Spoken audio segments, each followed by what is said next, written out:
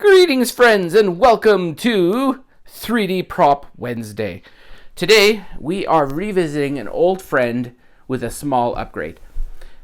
Many people have ended up building this cannon and sent me pictures, and it looked awesome.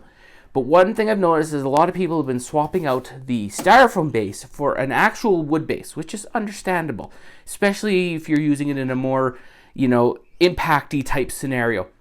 And this is where these shackles are falling down. They are built for, they're built to come off, but they're not as robust. If you're going to build with wood, you want something more robust here.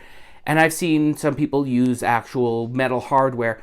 While it looks good, it's not completely of period. It doesn't, perfectly match it. So today you get introduced to the Shackle. This is a 3D printed shackle out of PETG.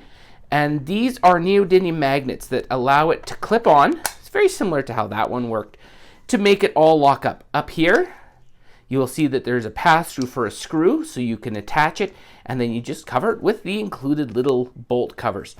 This is a fantastic upgrade to the cannon base, or whatever else you want to feel using for it, like dungeons, everything like that. It's really up to you, but it's just such a great 3D printed prop.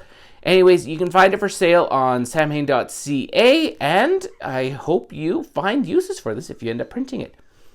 Have a good one, all.